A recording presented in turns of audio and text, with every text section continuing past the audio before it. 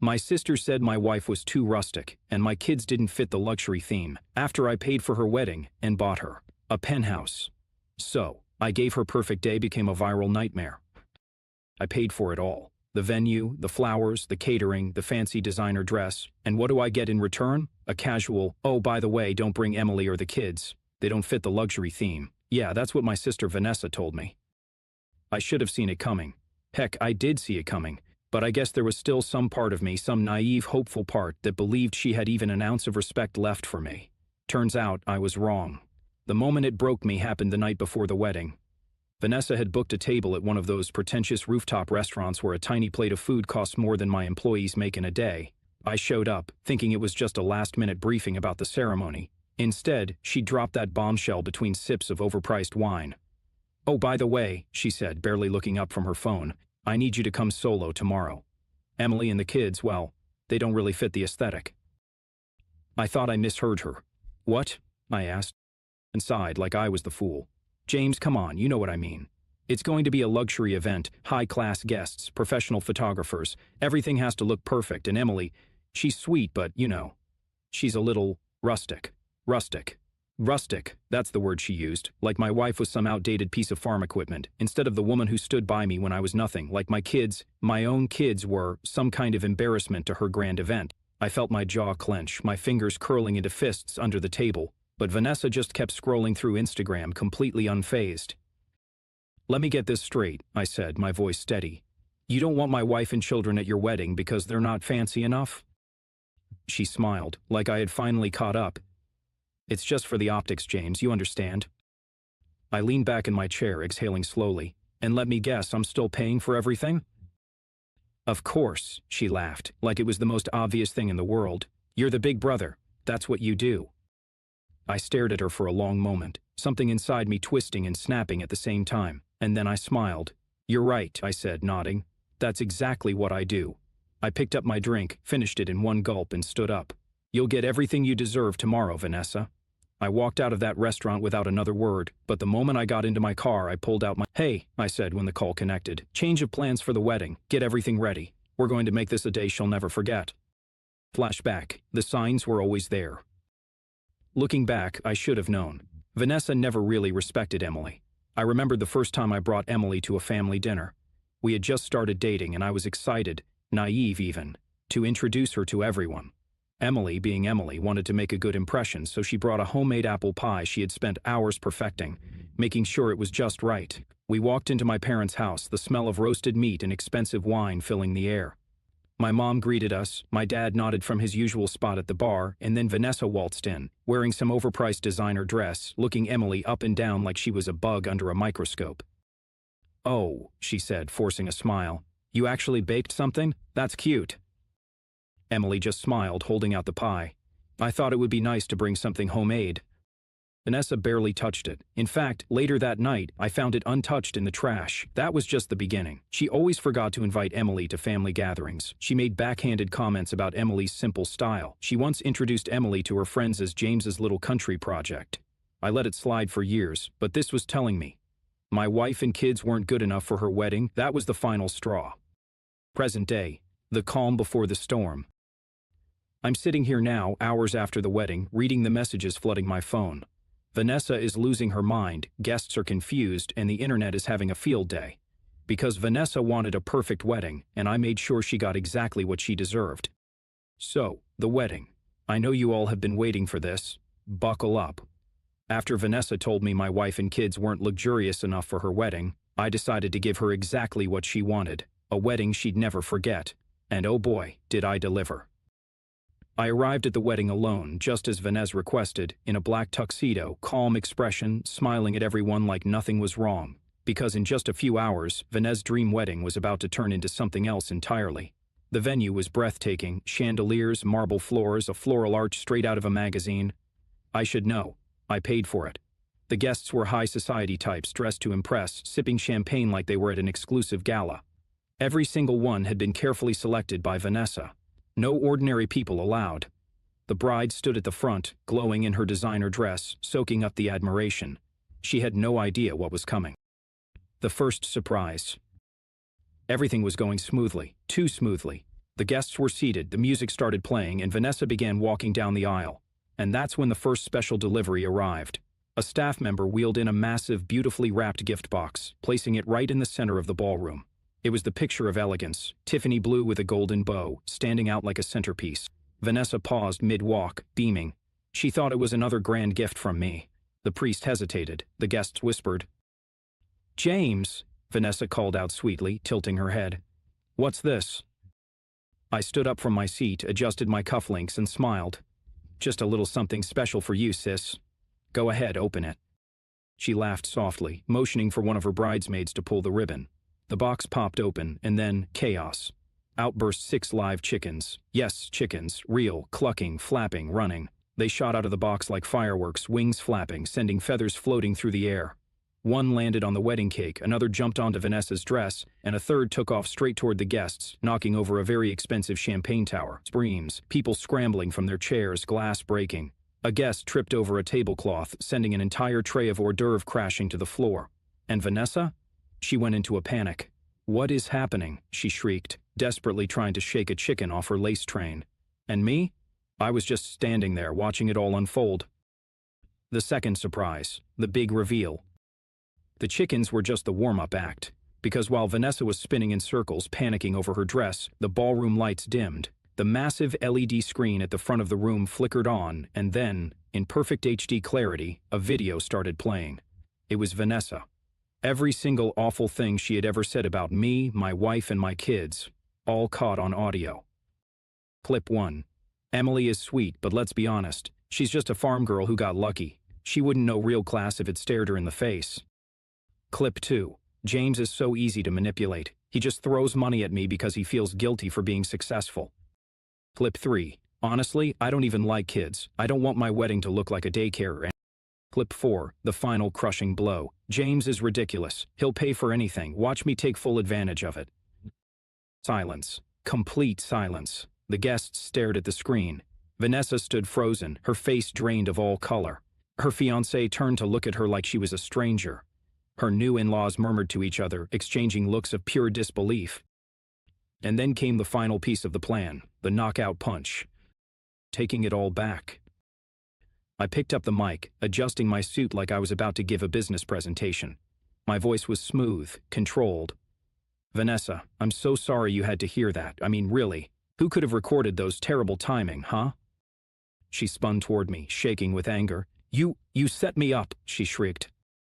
I shrugged. "Set you up, Vanessa? I just played back your own words. You did this to yourself." She lunged for the mic. I stepped back. "Oh, and one more thing," I said, my voice cool and even. "That luxury apartment I bought you as a wedding gift, yeah, that's no longer yours." A legal representative stepped forward, handing her official documents. "I just transferred the deed to a non-profit that provides housing for struggling farm families. Seemed more fitting, don't you think?"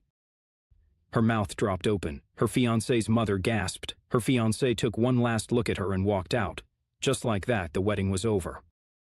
The aftermath, the final scene. Security escorted Vanessa out. The guests whispered. Some recorded the entire thing, and yes, it went viral. Vanessa tried calling me, texting me, begging. I didn't answer.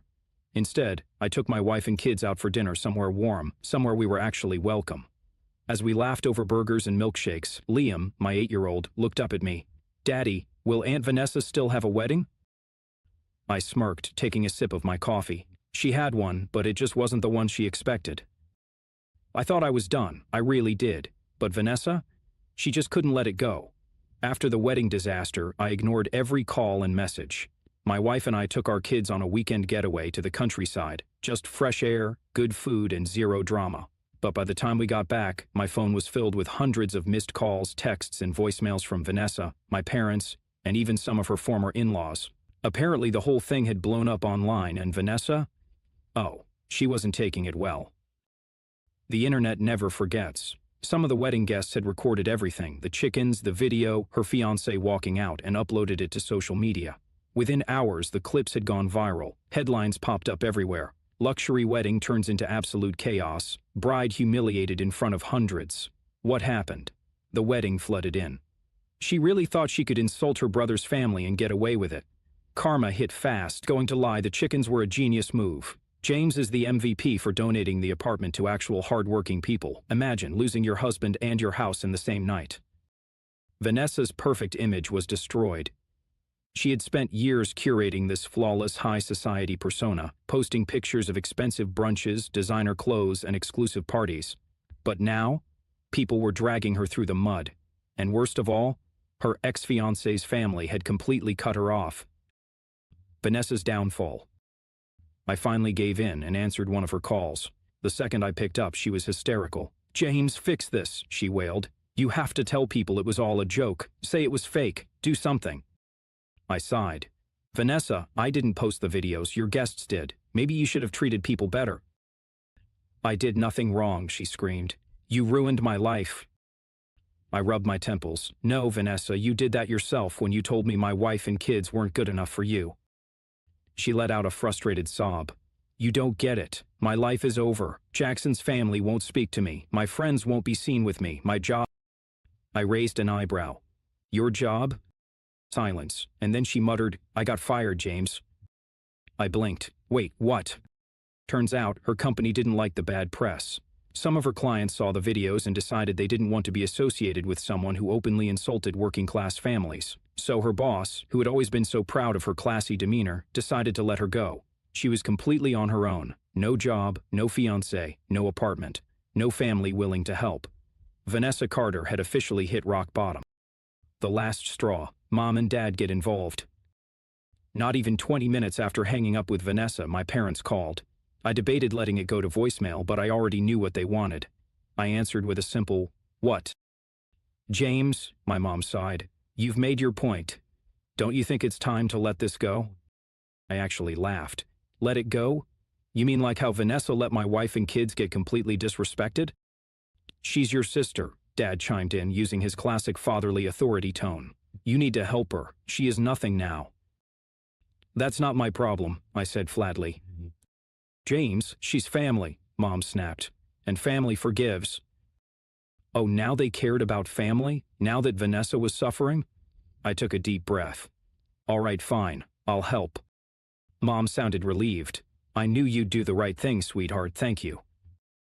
"Yeah," I said, smirking. "I'll help the way Vanessa helped Emily when she needed support. I'll help the way Vanessa included my kids in her wedding. I'll help the way she respected my hard work all these years." Silence. "That's what I thought," I said and hung up. "Where is she now?"